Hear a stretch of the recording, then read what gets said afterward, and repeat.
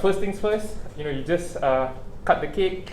Happy birthday, Ryan. Yeah, thank you. You turned 48. 48, yeah. In the air. Don't look a day over 35. Yeah. Can you share with us what you're doing in Singapore and why you're halfway around the world? Well, first of all, we've obviously with Peter and everyone, our friends in Singapore, we've not seen for a long time because of obviously with COVID. So we had an opportunity to come over, and we're here to talk about Zhu GP and to see old friends that we haven't seen for a long time. So it gives us a chance to mix a little bit of work with pleasure. Uh-huh. And overnight there was big change at United. Obviously, again, you might have been in the air when the news was announced, but Ralf Rangnick, now the interim manager at United. Just for both of you, what's your immediate reactions to the appointment? I mean, it's been coming. No, it was linked for a few days. So what's your immediate reaction? Yeah, I think he's obviously got a great name in football for people that know him. If I'm honest, I don't know too much about him. I heard him speak once at a coaches conference. Very intelligent man, knows his football, is very detailed, had his philosophies that he believes in, which hopefully will suit Man United. He's very attacking minded, not possession based at all, likes possession of the ball obviously, but wants to do it with a purpose and attack. Wants to play fast attacking football, pretty much like what Jurgen Klopp does at Liverpool, to be fair. So yeah, it's exciting times at Man United. Again, it's something that we're in the unknown now. We don't know really as fans what's going to be happening. It's an interim manager again, so how that'll turn out, only time will tell. But the good thing is we've got a man in charge that has a philosophy, and he's going to implement that. And if he does that, that can only help the players at Man United, because we've got talent at Man United. There's no question. There's a lot of talent in that squad. It didn't work out for Ollie, unfortunately, but this new guy that's come in now, he's going to have to put his own style into play pretty quick, and it's hard to do that with no time to train, no time to coach. He's straight into games, so he's got a tough task ahead of him. But he's got some really talented footballers in that squad that should be playing a lot better and should be a lot higher up the table than they are now. Ryan, what's your immediate take on the appointment?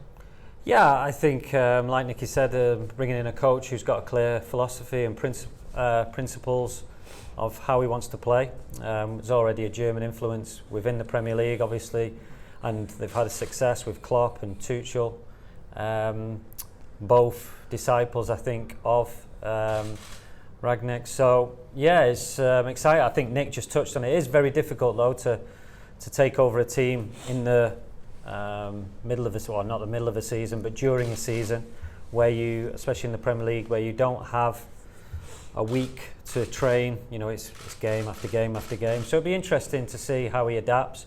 But yeah, I think for like we are United fans, excited like the majority of United fans to see this squad, which has got talent and probably hasn't been playing to their true potential. So hopefully the new coach can get the team playing to its potential.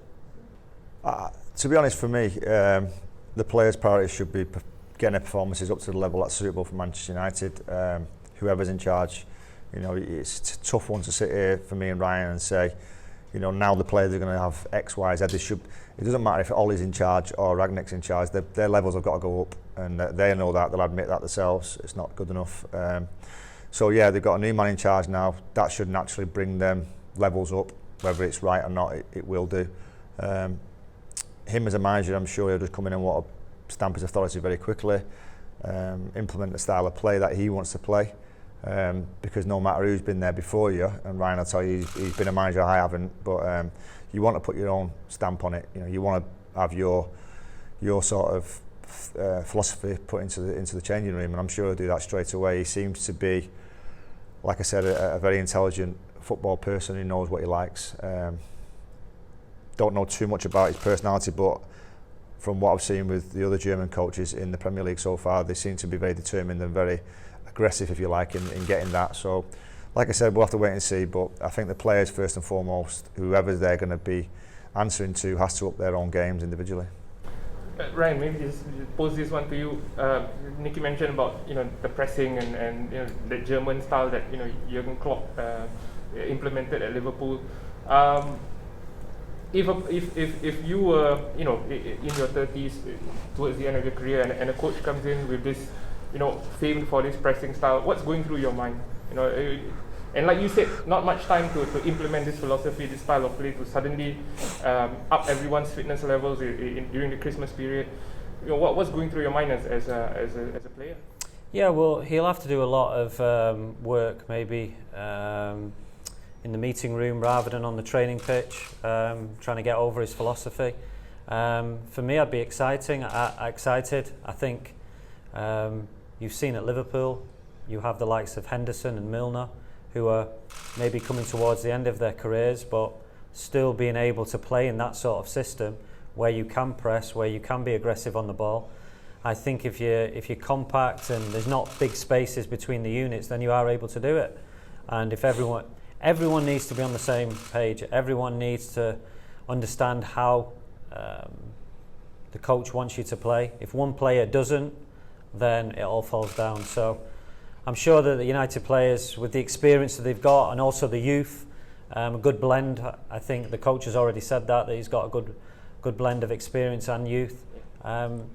It's about getting a settled side and maybe not 5 or 6 changes at every game, but just 1 or 2, just to freshen things up. As you both have said, a lot of talent, a lot of potential for improvement, particularly going forward, with the new pressing style and so on. The defense has also come under fire this season. Honestly, even through statistics, some of the worst numbers we've seen in the league. What's wrong? Is it the personnel? Is it the system? You went from back 4 to Ollie's gone from back 4 to back 5, trying to fix things, and obviously it didn't work out for him. What do you think is the problem? Is it a confidence issue? Yeah, maybe a bit of confidence. I think it's not only the defence that you look at Liverpool, you look at City. They start defending from the front, so it's not just the defensive players or the goalkeeper.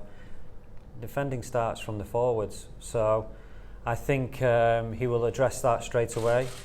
And like any manager, he'll need luck. The likes of Varane to come back, Pogba hopefully to come back soon. All the best players to come back and be fit. Every player, every coach needs a little bit of luck. So yeah, plenty of work to do both on the training pitch and in the meeting rooms. But also every top manager who's been successful has had that little bit of luck, and hopefully he'll get that. I think the squad's a very talented squad for me. It feels a bit disjointed, where there's a lot of attacking individual flair players. For me, I'd like to see us go and buy a link-up player who can link the defence with the attack. So a real ball-playing midfielder. I think with McTominay, Fred, Matic, we're pretty much very similar in style. All seem to be destroyers as opposed to playmakers. So I'd like to see us go and buy a playmaker who can receive the ball off the back 4 and on the half turn and go and start building the play and control and dictate games, a bit like Ryan did when he was coming back to his older part of his age, controlling midfield like Scholes did and Michael Carrick did. That's the kind of player that I would like to see come in. It's easier saying that than going out there and finding him. It's difficult, I know. But yeah, I think the squad's very, very good. It doesn't need too much doing. It just needs confidence back into individual players. They all need to get playing at a better level. I don't think anybody in that squad, with the exception of probably De Gea, has played anywhere near the level they should be or they can be this season. And they'll all know that. They'll all look at themselves in the mirror and realise that. And yeah, a new manager sometimes comes in and people get on the toes and start standing to attention a bit more.